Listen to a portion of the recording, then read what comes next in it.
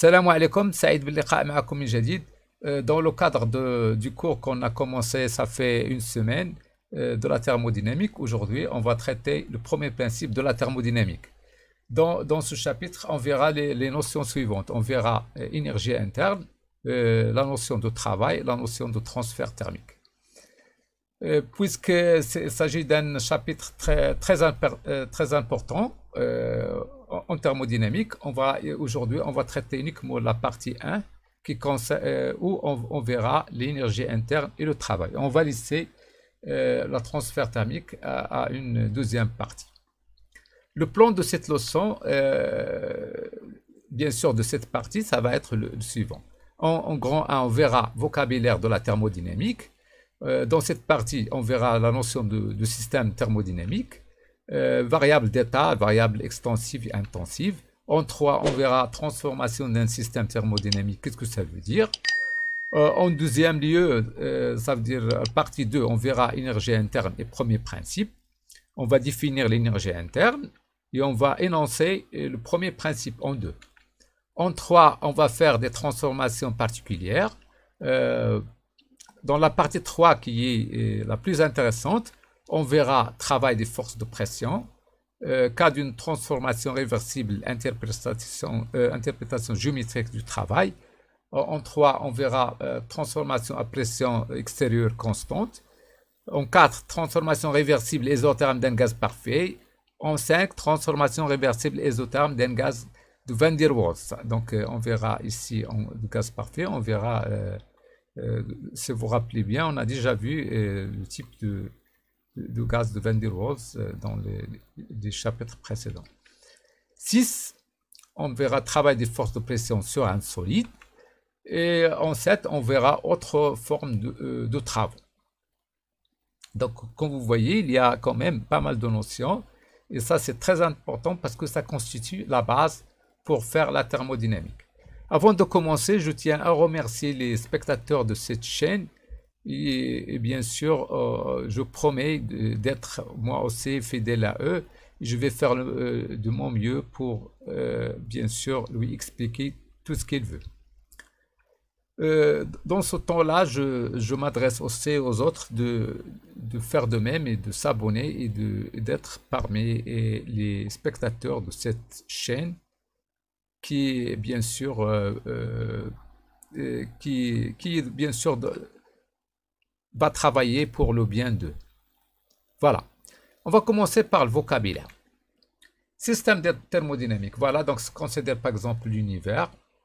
L'univers, ça c'est l'univers. Nous avons un système thermodynamique, nous avons deux corps. Donc, un système est un corps ou un ensemble de corps délimité dans l'espace. D'accord? Ça peut être plusieurs corps ou bien un corps qui est délimité, qui possède bien sûr des frontières, comme vous voyez ici. On a des frontières. Bien sûr, ça s'appelle le milieu extérieur du système. Il est qualifié de thermodynamique si son étude nécessite l'utilisation d'une variable liée à la température ou énergie interne. Donc ça c'est très important. وهادشي كنا هضرنا عليه في هذوك الشابتر بريسيدون. chaque fois كيكون عندنا l'étude qui fait intervenir surtout la température ou bien l'énergie interne, il faut dans ce cas faire appel à la thermodynamique et ça c'est très important. Le système thermodynamique, il est en interaction avec les corps 1 et le corps 2, comme vous voyez ici, qui lui donne de l'énergie sous forme de travail ou de chaleur, ça veut dire énergie thermique, et qui constitue bien sûr le milieu extérieur. Donc, ils sont extérieurs au système, donc ça fait partie du milieu extérieur. L'ensemble du système plus les corps qui sont en interaction, ça constitue l'univers. هذا هو l'univers si vous voulez.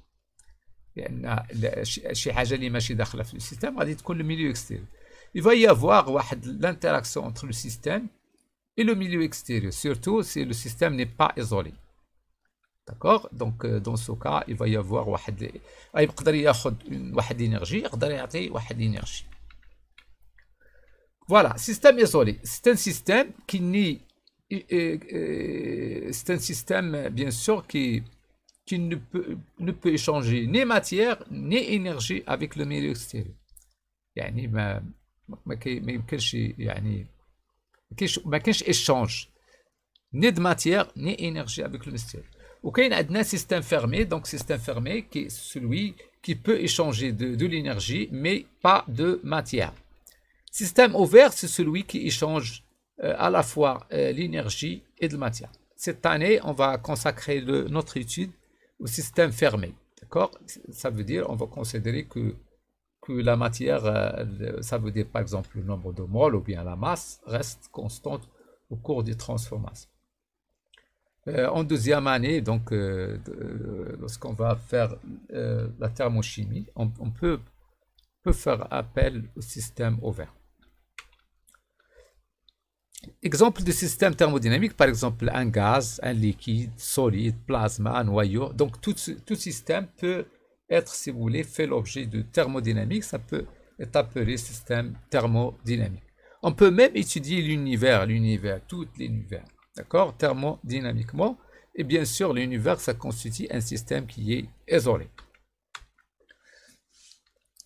Variable d'état, variable extensive, intensive. Donc, les propriétés d'un système thermodynamique sont décrites par des variables macroscopiques. Une quantité de l'eau ou bien un gaz qui est enfermé dans une bouteille. Donc, il est formé par des milliards et des milliards de particules. Donc, si on fait une étude mécanique, ça veut dire quoi? Ça veut dire on veut déterminer la position de chaque particule. Ça va être une étude qui est bien sûr délicate parce que on va avoir plusieurs variables. Et d'ailleurs, des ordinateurs que nous possédons actuellement, si on augmente les nombres de variables, elles sont incapables, si vous voulez, de traiter les informations. Ça d'une part. Et d'autre part, même si on arrive à déterminer la position de chaque particule, l'accélération, etc., ça va être une perte de temps parce que ça ne sert à rien cette étude. D'où la thermodynamique s'intéresse à l'étude macroscopique. Et on va utiliser des variables, si vous voulez, des variables d'état qui vont décrire, si vous voulez, l'état macroscopique.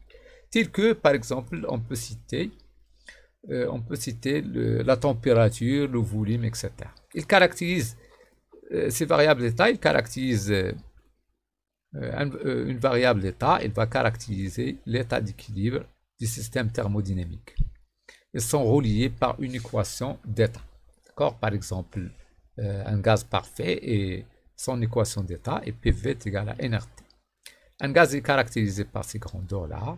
Un fil de cuivre est caractérisé par sa longueur, sa température, la tension qu'on lui applique.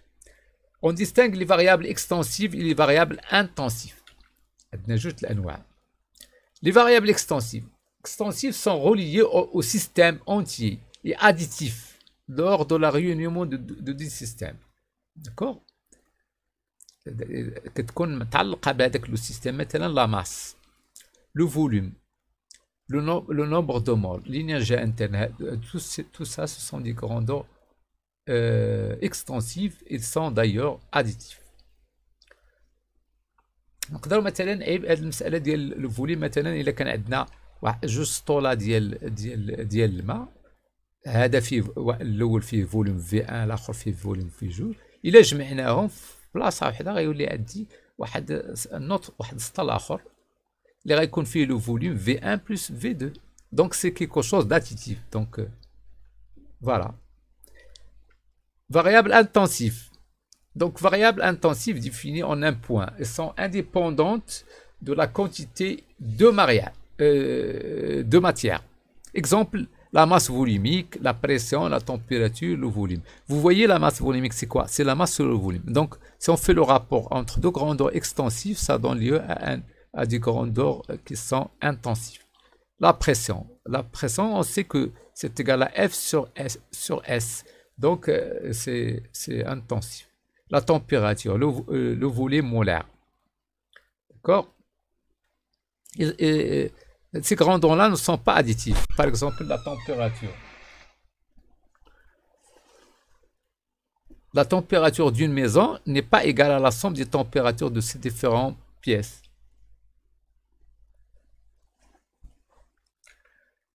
Transformation d'un système thermodynamique. La thermodynamique ne s'intéresse aux états d'équilibre d'un système. Donc,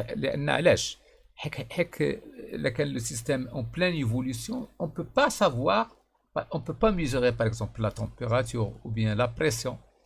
لان مثلا فاش كنديروا الترمومتر باش نميزيو لا تمبيراتور كنتسناو حتى توقع واحد ان ايكيليبر ça donc la thermodynamique ne s'intéresse qu'aux états d'équilibre d'un système. Il permet d'établir des bilans, ça veut dire d'énergie par exemple entre un état final d'équilibre et un état initial. Regardez, عندنا واحد le système, soit il va subir une transformation irréversible, soit il va subir une transformation réversible pour passer de l'état initial à l'état final.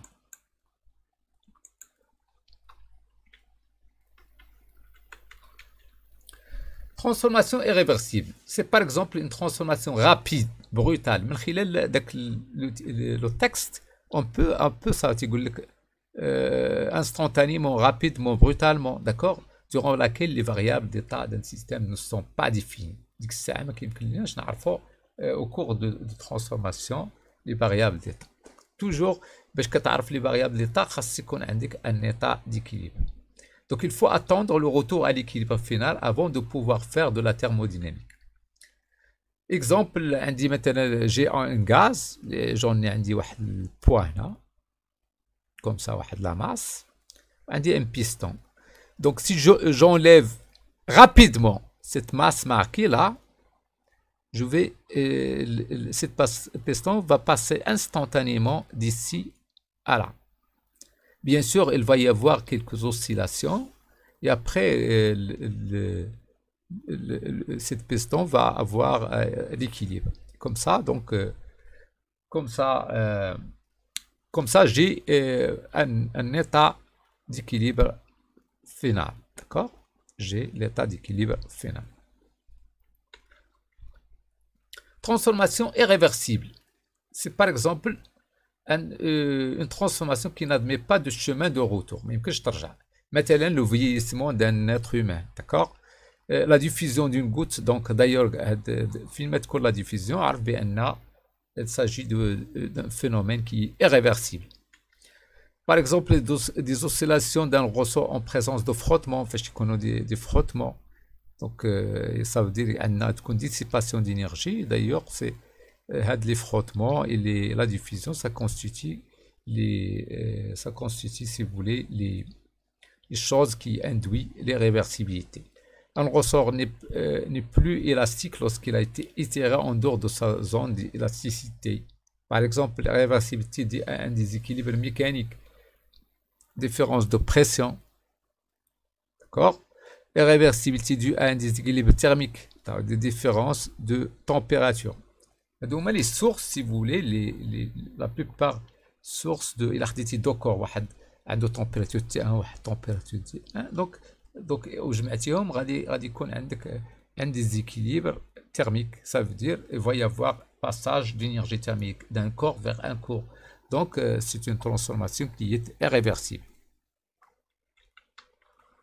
Transformation réversible maintenant. C'est une transformation qui admet un chemin de retour. Ça veut dire qu'on peut revenir en arrière. Le même qu'aller, mais parcouru dans l'autre sens. Et pour laquelle les variables d'état sont définies à tout moment. لأن عندنا transformation réversible. Donc فاش نكون راجع راه بطبيعة الحال غادي نرجع par هذوك les états d'équilibre. Et d'ailleurs, lorsqu'il y a des états d'équilibre, ça veut dire que les variables d'état sont définies. Par exemple, comment on va rendre la transformation de tout à l'heure? Comment on va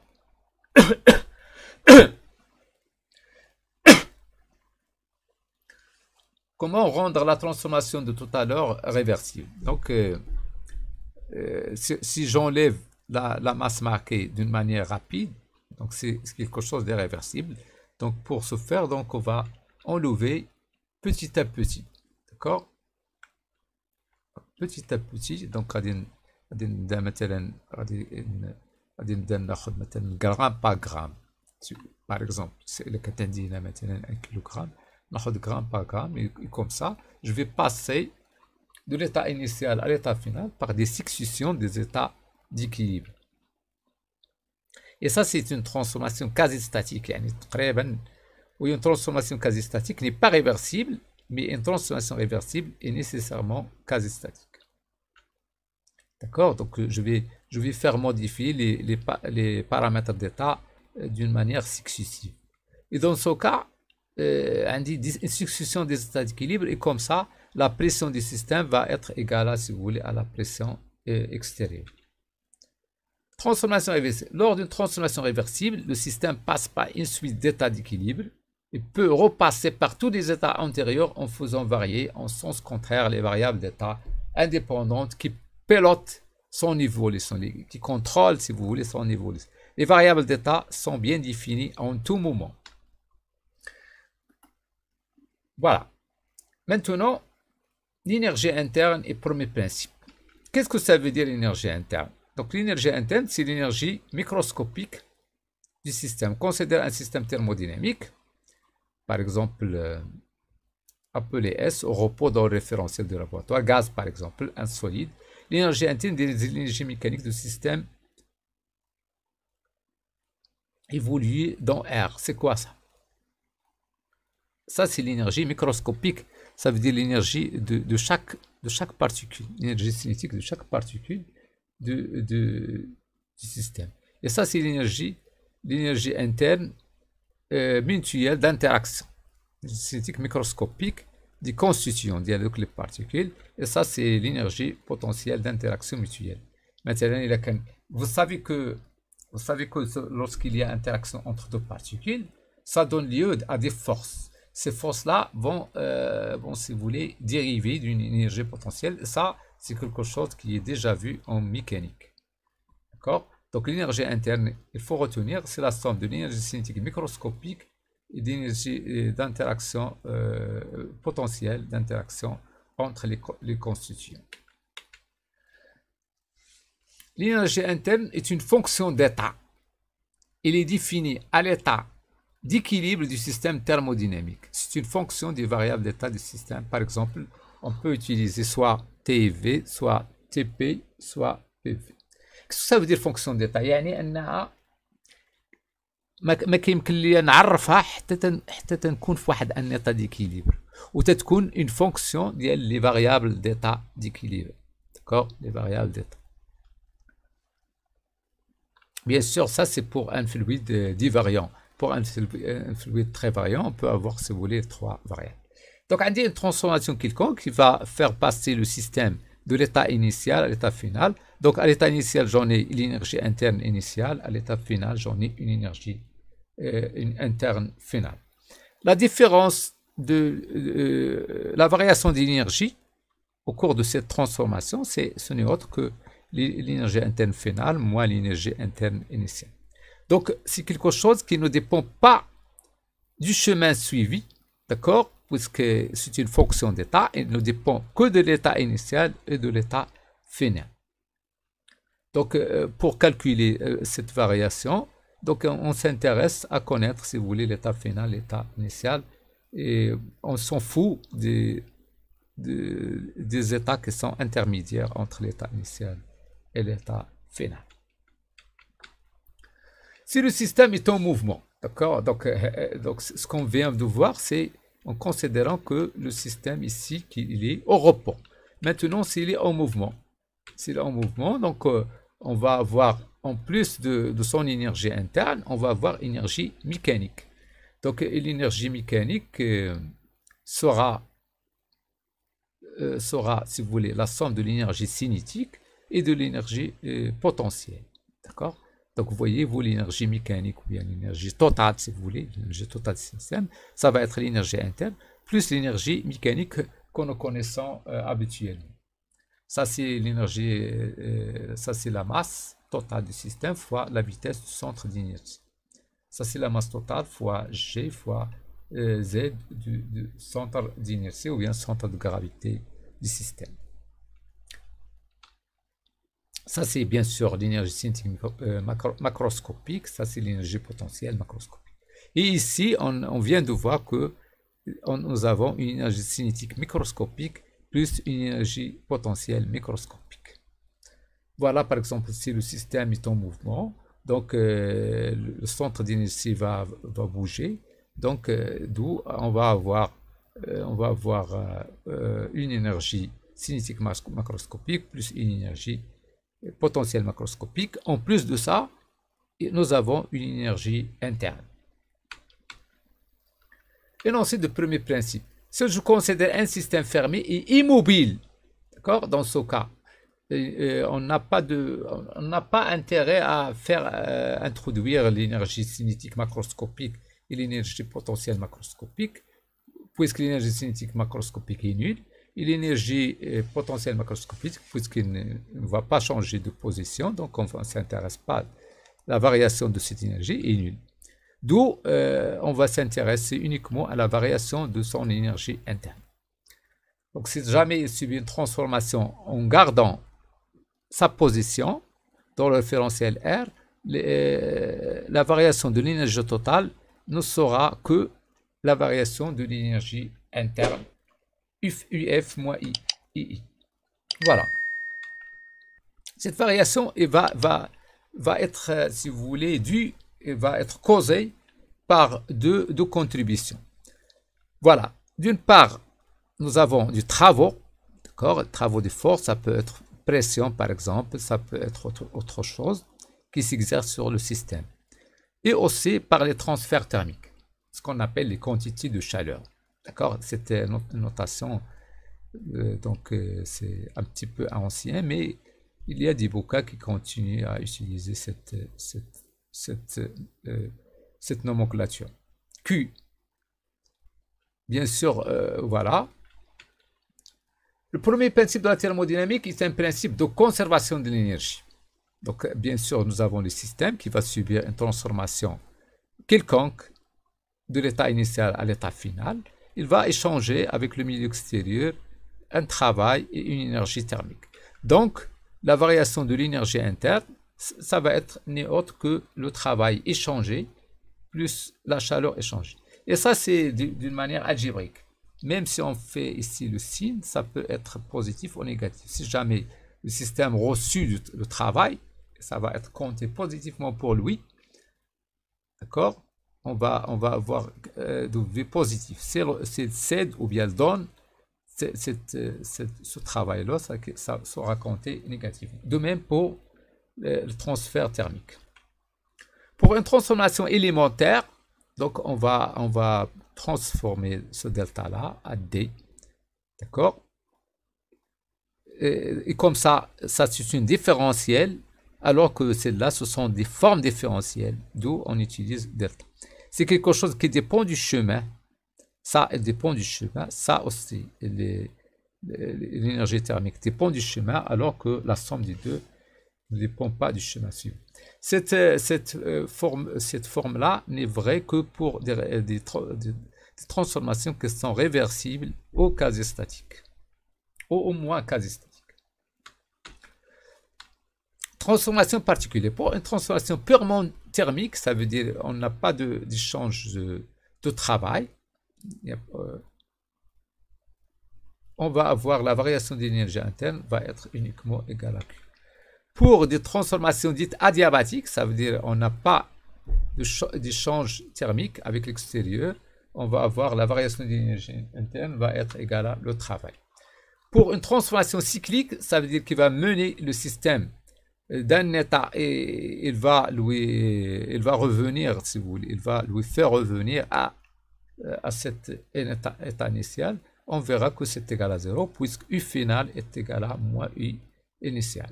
Donc, cours de ce cycle-là.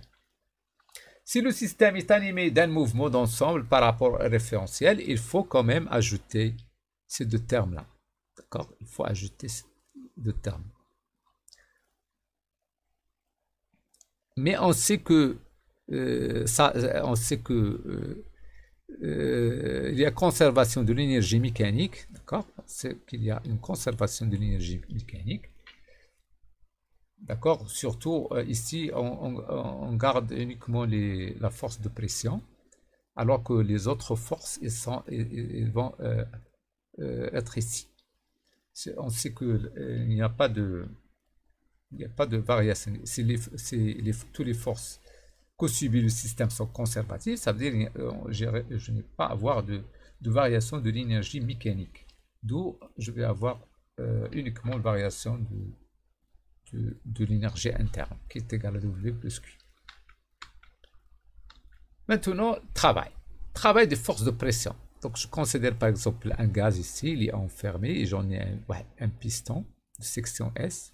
Et ici, à l'extérieur, j'ai une pression extérieure, à l'intérieur, j'ai la pression P. Donc, je vais essayer de déterminer l'expression du travail. Donc, j'en ai la force. La force extérieure, c'est quoi? C'est moins P extérieur S fois UX, puisque la force a ce sens-là. Lors d'un déplacement, si je fais déplacer le piston, donc cette force va travailler et son travail va avoir cette forme-là. Fx fois dx fois ux, ce qui donne F fois dx, je remplace tout simplement. Donc, c'est ce qui donne moins P extérieur S dx. Je sais que cette section a une surface S. S'il déplace de dx, donc le système va avoir une variation du volume de dV qui n'est autre que S fois dx. D'accord? La variation du volume des gaz qui est notre système dans ce cas-là. Donc ainsi, je vais avoir le travail, ça va être moins P extérieur fois dV.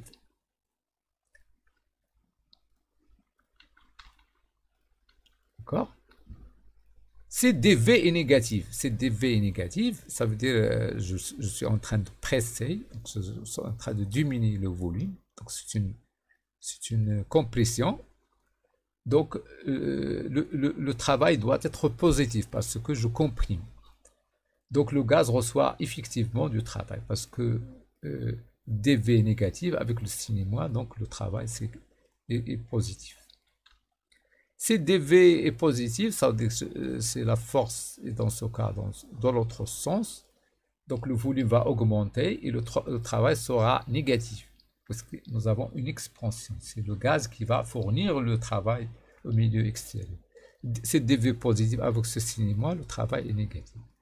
Donc cette forme-là, quand même, va être généralisée, comme ça, pour tout système. Ce résultat généralise à un volume quelconque. On peut appliquer ça aussi pour les gaz, pour les liquides, pour les liquides et les solides. Ainsi, le travail reçu de la part de force de pression extérieure par un système thermodynamique qui voit son volume varier de dV et vaut tout simplement cette expression. Cas d'une transformation réversible. Et on va, dans ce cas-là, interpréter géométriquement le travail. Donc, transformation réversible, ça veut dire que c'est une transformation, comme j'ai déjà dit, qui va mener le système de l'état initial à l'état final par des états intermédiaires qui sont des états d'équilibre. Dans ce cas-là, la pression, puisque tous les états intermédiaires sont des états d'équilibre, donc c'est-à-dire que la pression du système va être égale à la pression extérieure. Puisque voilà, je tiens à le dire ici. Un état d'équilibre thermodynamique implique qu'on a un état d'équilibre de tout. Nous avons un état d'équilibre mécanique, un état d'équilibre thermique, un état d'équilibre chimique. Tous les états d'équilibre que vous pouvez constater sont inclus dans l'état d'équilibre thermodynamique.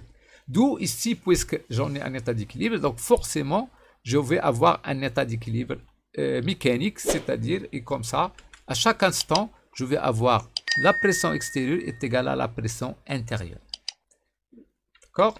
Parce que c'est jamais sans différent, ça veut dire que on a encore mouvement, ça veut dire on n'a pas d'équilibre mécanique.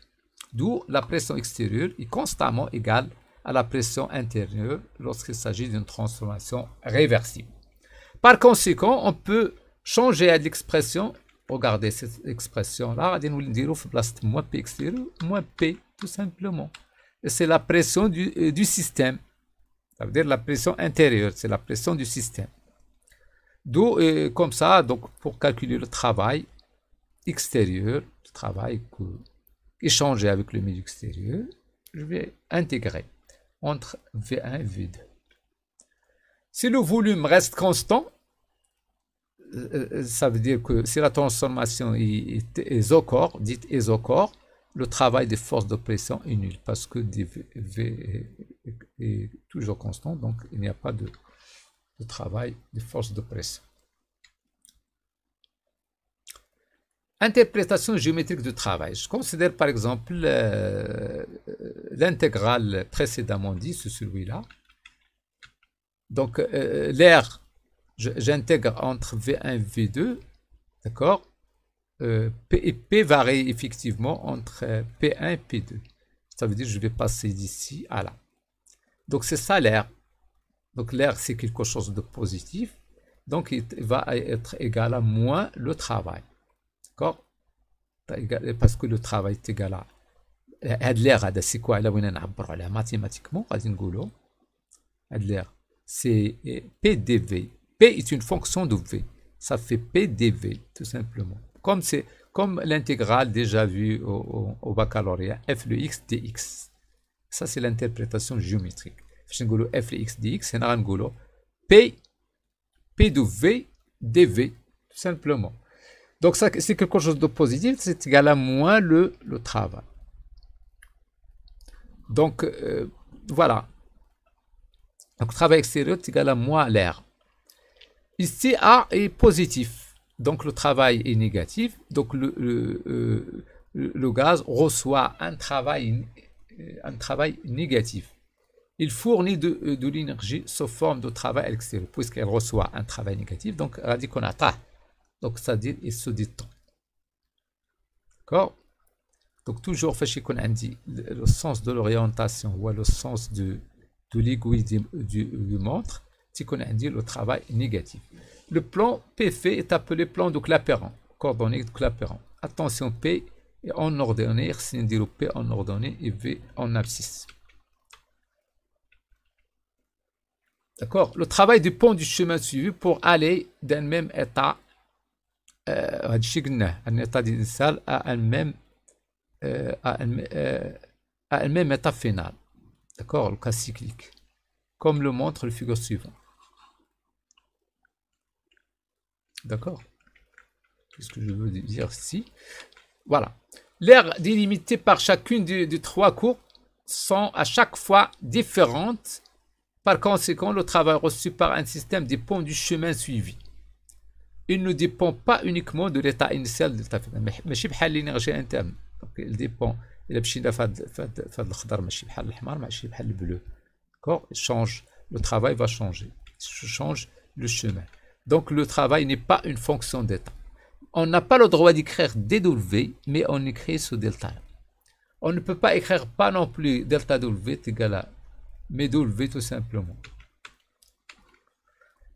Cycle réversible. اخترنا واحد cycle réversible comme ça. D'accord? Voilà, السهم جاي من هنا أو راجع. عندي tout d'abord هذا اللي envers هذا اللي envers اللي هنا لتحت. Non, partout, celle-là. Partout. Il est positif. Parce que كندوز comme ça. يلا شلنا بحال هكا نيت. هذا كامل من هنا كامل الخضر. Donc c'est quelque chose de l'air est positif ici. Alors que lorsque je reviens ici, l'air est quelque chose de négatif. Le travail شلنا قبيله بأن est égal à moins l'air. Donc le travail total au cours de ce cycle-là est égal à moins A plus moins A1 plus A2. D'accord? Voilà. Et comme vous pouvez remarquer, عندي هنايا هذا كل اللي بالخضر هذا اللي كامل هذا اللي بالخضر راه هنا وهنا كبر من هذا اللي هنايا اللي تحت اللي بالازرق اللي هو فيه بطبيعة الحال فيه الازرق والخضر. دوك الا درنا هذا اللي هذا A1 plus A2 غادي يعطيني لان هذا بوزيتيف وهذا نيجاتيف غيعطيني كيلكو شوز دو بوزيتيف. Avec le signe moins, donc je trouve quelque chose de négatif. Dans ce cas, je dis que le cycle est moteur. D'accord? Moteur signifie tout simplement que je cède du travail. Lorsque le système cède du travail, lorsque le système donne du travail au milieu extérieur, ça s'appelle moteur. Alors, par la suite, on verra la notion de machine. Machine, c'est un système thermodynamique qui, bien sûr, qui reçoit du travail et fournit de l'énergie thermique. Transformation à pression extérieure constante. On reprend l'exemple qui a permis de définir une transformation irréversible. Ici, la pression extérieure est constante égale à P extérieure, la pression extérieure. Donc, on a besoin de une transformation à P constante, à P extérieur constante. Donc, on va enlever rapidement la masse. Et d'ailleurs, cette transformation, on a déjà qualifié ça comme une transformation qui est irréversible. D'accord? Donc, d'une manière rapide, le système il va passer de cet état à cet état-là.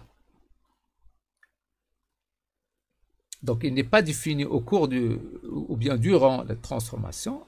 La pression n'est définie qu'à il faut attendre l'état final pour dire que P2 est égal à P extérieur est égal à P. Voilà, donc c'est-à-dire, puisque les choses passent instantanément de P1 à P extérieur, donc je vais dire que P extérieur c'est égal à moins P atmosphère, parce que c'est toujours gardé. Il est en fait gardé au cours de la transformation. La P extérieure ne va pas varier, donc il va garder sa valeur. Et comme ça, j'intègre, je vais avoir même P atmosphérique égale à fois V2 moins V1. Donc vous voyez, puisque V2 est supérieur à V1, que ce travail-là, il est négatif, donc il est fourni au milieu extérieur. Parce que le système se délate. Transformation réversible maintenant. Donc maintenant, on va enlever le piston, ouais, mais cette fois-ci d'une manière isotherme. Vous voyez-vous ici, T0, c'est la même chose que ici, T0. On va garder la température constante. On enlève lentement le piston dont les parois sont diathermes, ça veut dire elle laisse passer l'énergie thermique, placé au contact avec un thermostat. Quand on dit un thermostat, donc ce thermostat, qu'est-ce qu'il va faire? Il va garder la température constante. Le thermostat. Il va garder la température constante ici à l'extérieur. Donc c'est-à-dire que le système, puisque les parois sont déterminées, donc il la chaleur تمشي وتجي. Donc بالتالي فاش كندير thermostat تتبقى la température constante. واخا le système غادي يوقع له une transformation. D'accord? Donc au cours de cette transformation, il va passer de l'état initial. Dans ce cas-là, le système va passer par des états intermédiaires qui sont d'ailleurs des états d'équilibre. Donc, je veux que, voilà, je reviens bien sûr sur les mots. Diatherme, ça veut dire qu'il laisse passer la chaleur. Thermostat, ça veut dire, ça s'appelle aussi source de chaleur, ça veut dire qu'il garde la température constante. Donc, on va continuer le calcul. Donc, comme je viens de dire, tous les états sont des états d'équilibre. Donc, cette fois-ci, P extérieur est égal à P intérieur à chaque instant. Parce que P intérieur, c'est le P du système. D'où l'expression du travail va devenir moins PD. Extérieur ou moins P. D'accord? Et en utilisant la loi du gaz parfait, donc je peux remplacer P, ce P-là, par moins nRT0 sur V. T0, c'est la température qu'on a gardée grâce au thermostat. Voilà. Donc, comme ça, donc je peux intégrer puisque ça est constant. Donc, j'intègre entre V1 et V2 et je vais avoir cette forme-là. Puisque ça supérieur à 1, le logarithme de 1 est positif, donc c'est un travail négatif aussi. D'accord, on peut utiliser, si vous voulez, la loi de Mariotte, puisque P1 V1 est égal à P de V2 est égal à nRT0 parce qu'on a gardé la température. Donc, on peut remplacer ce terme-là par P1 V1. Bien sûr, à chaque fois, donc à la fin de l'exercice, il faut toujours exprimer avec les notations de l'exercice. Donc, il s'agit d'une détente, le travail est négatif, donc il est fourni à l'extérieur. On peut faire une application numérique. Donc, si je veux faire application numérique, je dois bien sûr convertir. Par exemple, la température doit être convertie en Kelvin. Je dois utiliser R dans les notations internationales. N en mol. Ici, bien sûr, on a converti le volume en unité internationale, mais puisqu'il s'agit de rapport, ce n'est pas important. Donc, lorsque je calcule, je vais avoir cette énergie-là. Donc, c'est un petit peu énorme. Transformation réversible isotherme d'un gaz de Van der Waals. Donc, un gaz de Van der Waals, c'est un gaz réel. D'accord? Ce n'est pas comme un gaz parfait. Donc, si vous vous rappelez bien, c'est un gaz où on va tenir compte du volume des particules. Ça veut dire qu'on ne va pas considérer que les particules sont ponctuelles. Et on va tenir compte aussi des interactions entre les particules. Donc, comme ça, on va avoir une équation d'état de ce type-là. D'accord? Ça s'appelle de Van der Waals parce que c'est relatif au savant qui a découvert ça. On va avoir cette forme-là. B, ça s'appelle le covolume. Et ce terme-là, il tient compte des interactions entre les particules. Si vous voulez bien d'autres informations, il faut revenir sur les chapitres précédents. Puisque la transformation est réversible, donc dans ce cas-là, la pression extérieure va être à chaque fois égale à la pression du système, du gaz, d'accord? Donc, d'où je vais remplacer ici P extérieur tout simplement par moins P. Et on va calculer P de cette relation-là. Donc, j'en ai RT0 sur V moins B, moins A sur V0. On va le remplacer ici. Et comme ça, je vais avoir une intégrale qui concerne uniquement une seule variable qui est V. D'accord? Les autres sont des constantes. Donc, les choses se calculent facilement. Donc, c'est un intégral facile qu'on peut calculer. Calcule l'intégrale de celui-là et de celui-là.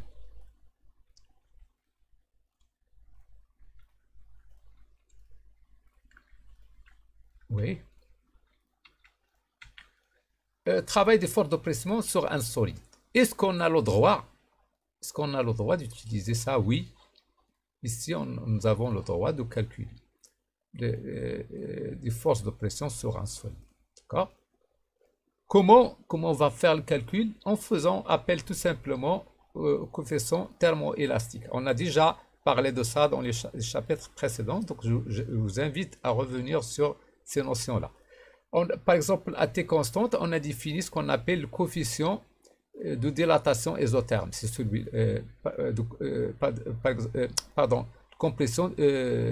coefficient de compression isotherme. C'est celui-là. D'accord? À partir de ça, donc c'est entre parenthèses à T constante, à partir de cette expression, on va en déduire dV. D'accord? dV est égal à tout simplement moins V fois XT fois dP. Le volume, c'est quoi? Je connais que la masse volumique du solide, ce n'est autre que la masse sur le volume. Donc le volume, ça va être tout simplement la masse sur la masse volumique. La masse, je peux mesurer la masse grâce à une balance. La masse volumique d'un solide donné, c'est quelque chose qui est tabulé. Donc ça veut dire il y a des tables qui donnent ces valeurs-là. Et de même pour XT, on trouve XT qu'il y a des tables. أي solide نعرف الماتيريال مناش مكون غادي نصيب لي كاع هاد لي زانفورماسيون. D'accord? Voilà, je remplace dV dans cette formule. Si je remplace, je vais avoir cette forme. Maintenant, tout ça est constante. Je peux intégrer facilement entre P initial et P final. Et comme ça, on trouve, si vous voulez, le travail du force de pression sur un solide. D'accord? Si on fait le calcul numérique, on trouve une valeur de 0,37 joules. Donc, si vous vous rappelez bien, on vient de calculer le travail pour une transformation isotherme pour le gaz parfait. Donc, si vous comparez cette valeur à celle-là, vous trouvez que c'est quelque chose de très faible. Le travail est faible vis-à-vis de celui calculé pour un gaz parfait. Ainsi, lorsqu'un gaz est comprimé, on peut négliger le travail effectué sur le matériau du récipient contenant le gaz. Donc, c'est rien du tout comparé au travail qu'on reçoit le gaz. Autre forme de travaux. Donc, par exemple, là, on a un fil de cuivre, par exemple, celui-là, et je vais itérer grâce à cette force-là. Donc, le travail va avoir cette forme. F fois TL. D'accord? Parce que, comme j'ai déjà dit, un système d'hémodynamique, ça peut être n'importe chose. Chaque fois où je m'intéresse à l'énergie ou bien à la température, je dois faire appel à l'étude thermodynamique. Ici, par exemple, si j'en ai un dipôle électrique, comme une résistance, par exemple, donc le travail, c'est celle-là. Travail, c'est U fois I fois dt. Et je sais que U, c'est R fois I, donc je vais avoir l'énergie, bien sûr, l'énergie électrique qu'on reçoit. Donc c'est un travail qu'on reçoit. Le dipôle, il sera par la suite transformé et dissipé sous forme d'énergie thermique aux chaleurs, d'accord, par effet Joule. Voilà, donc c'est pour cette première partie. Donc, je vous donne rendez-vous aux deuxième partie où on va traiter les transferts thermiques. Donc, d'ici là, je vous invite à liker, à s'abonner et à partager cette vidéo avec vos camarades. Comme je suis en train de donner plusieurs détails parce que c'est très important. Et d'ailleurs, sans ces détails, vous ne pouvez pas comprendre la thermodynamique. Merci, à bientôt et au revoir.